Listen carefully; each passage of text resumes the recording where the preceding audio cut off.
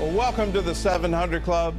For today's top stories, let's go over to the CBN News Desk.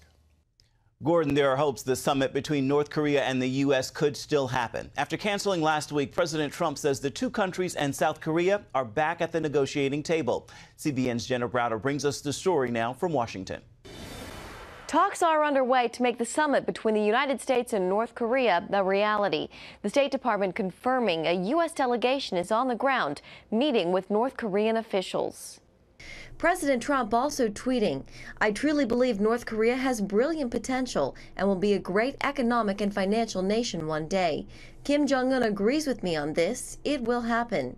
This coming after the leaders of North and South Korea exchanged handshakes and hugs over the weekend. And at the White House, we're looking at June 12th in Singapore. That hasn't changed. Just last week, Trump canceled the summit after North Korea threatened a nuclear showdown. But North Korea also made some goodwill gestures, setting off explosions they say destroyed their nuclear testing facility. Still, Senator Marco Rubio and others aren't convinced. It's all a show. It's a show. I remain convinced that he does not want to denuclearize. In fact, he will not denuclearize. Denuclearization of the Korean Peninsula is President Trump's goal if the June 12th meeting takes place. Of course, that's a big if, as a lot could happen between now and then. In Washington, Jenna Browder, CBN News. Tropical storm Alberto is dampening Memorial Day plans along the Gulf Coast. It's expected to make landfall by mid-afternoon Monday. Forecasters fear heavy rain over parts of Florida and southeastern United States will cause flash floods. Beaches and campgrounds are closed across the Gulf. Governors in 3 states declared states of emergency Saturday. President Trump's legal team wants to know more about the FBI informant who contacted his campaign aides and passed along information to the Justice Department. And they say the president should not talk to Special Counsel Robert Mueller until they get it. On Fox News Sunday, attorney Rudy Giuliani said the administration needs to see the classified information on the informant that justice officials shared with members of Congress last week. The reality is we're not going to sit him down if this is a trap for perjury. And until we're convinced of that. And if they don't show us these documents, well, we just going to have to say no. Congressional Democrats who have seen the information claim there is no evidence of a spy in the Trump campaign. Vice President Mike Pence paid a surprise visit to a gathering of pastors in Washington Friday night. He emphasized how the Trump administration has championed causes important to the evangelical community and implored them to continue to share the good news of Jesus Christ. I truly do believe that other than the service of those who wear the uniform of the United States, especially our cherished fallen, that the ministries that you lead, the prayers that you pray, are of the greatest consequence in the life of the nation. And so I encourage you to keep it up. Keep preaching the good news. Keep preaching in season and out of season, as the Bible says. The vice president even shared his personal testimony, how 40 years ago this spring he gave his life to Christ at a Christian music conference.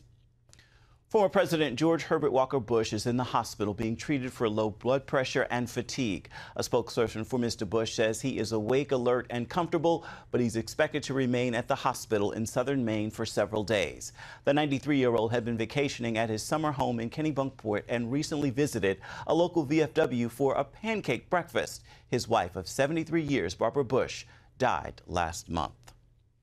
In July 1945, the USS Indianapolis was sailing in the South Pacific, headed to the Philippines, but the ship never made it.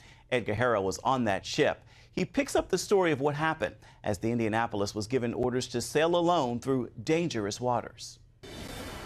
Captain McVeigh asked for an escort, and they tell him, you don't need an escort. Well, may I say, they were not telling the truth. They could have said, you need an escort. Why? Because 4 days before, we lost a destroyer, the USS Underhill. We lost 129 boys.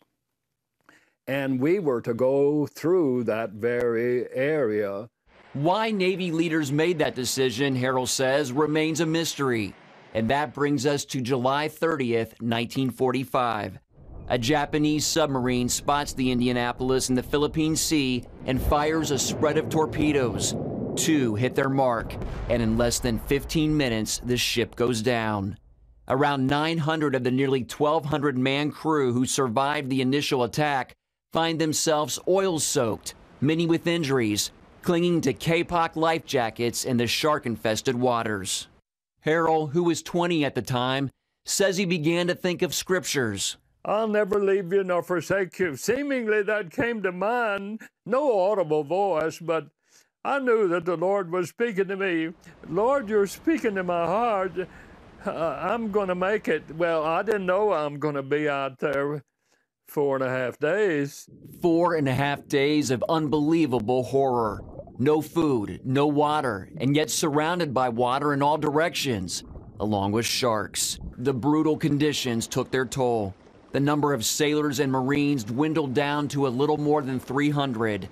Finally, a plane flew over the area low to the water. A miracle because the pilot, Lieutenant Wilbur Gwynn, wasn't looking for the survivors.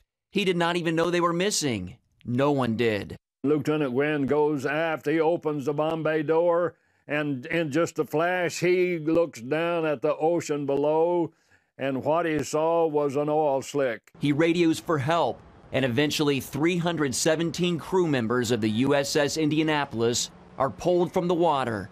Harold spent months in hospitals recovering. After everything Harold went through, it's easy to see why he's a decorated Marine.